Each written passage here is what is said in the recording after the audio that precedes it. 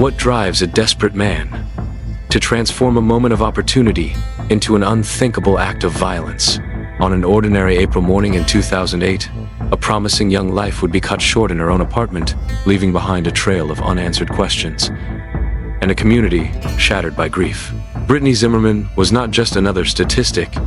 She was a bright, ambitious 21-year-old medical student with her entire future ahead of her, meticulously planning her dream wedding in Hawaii and preparing to become a doctor who would save lives.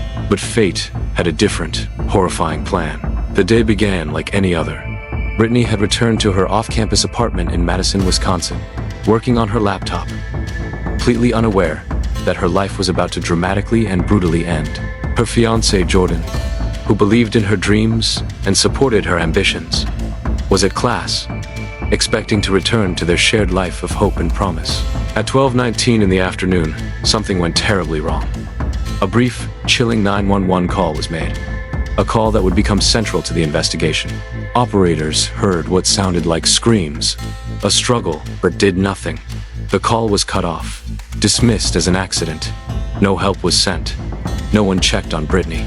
The perpetrator was David Carl, a homeless man with a history of addiction and criminal behavior.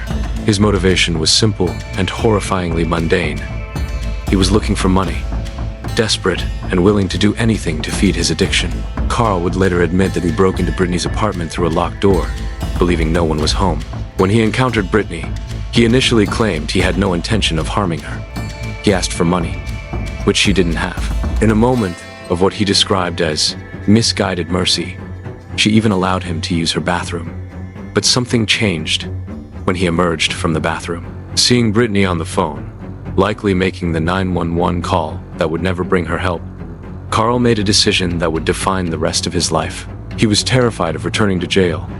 He couldn't risk being caught, and in that moment he chose to silence her permanently. What followed was a brutal, calculated murder. Carl beat Brittany so severely that she dropped the phone. He then dragged her to the bedroom and finished what he started, using a kitchen knife stolen from her own apartment. The young woman who had dreamed of healing others, who volunteered at the American Cancer Society, who was weeks away from her wedding, was killed in her own home. Jordan would discover her body later that day, the security door's lock broken, his fiancée lying motionless on the floor, her dreams, her wedding plans, her entire future erased in moments of senseless violence. The investigation that followed was frustratingly slow. Despite multiple interviews with suspects, despite DNA evidence, it would take 6 years before any real progress was made. The Madison Police Department faced intense criticism for their handling of the case, particularly the 911 operator who failed to follow up on the distress call. Controversially, it was only in 2014 that a partial DNA match was found, and not until March 20th, 2020, that David Carl was finally arrested. He was 56 years old by then, having spent years dodging justice.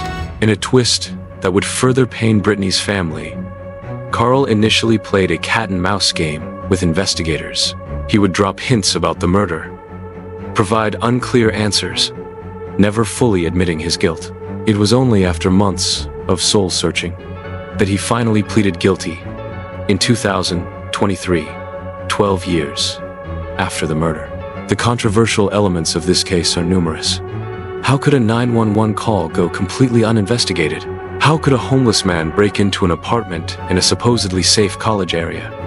Why did it take 12 years to bring a murderer to justice? Carl was ultimately sentenced to life in prison without the possibility of parole. But for the Zimmerman family, no sentence could replace the future stolen from their daughter. Brittany would never complete her medical degree. She would never marry Jordan. She would never become the doctor who saved lives. In a final act of love, her family established the Brittany Zimmerman Memorial Scholarship for medical students and created a dog walk benefit to honor her memory. They transformed their grief into something positive, ensuring that Brittany's spirit of generosity and hope would continue. The most chilling aspect of this story is its randomness. Brittany was not targeted. She was not known to Carl. She was simply in the wrong place at the wrong time. A promising life extinguished by a moment of desperate criminality. David Carl's final confession revealed a murderer who claimed he never intended to kill, yet made a calculated decision to end a young woman's life, to protect himself from potential arrest. His words ring hollow against the backdrop of Brittany's shattered dreams. In the end, this is more than a true crime story. It's a haunting reminder of how quickly life can change, how thin the line is between everyday normalcy and unthinkable tragedy. Brittany Zimmerman's murder speaks to our deepest fears, that sometimes, no matter how careful we are, how bright our future looks, fate can intervene in the most horrific ways possible. A life of promise, a future stolen, justice, finally, but at what cost?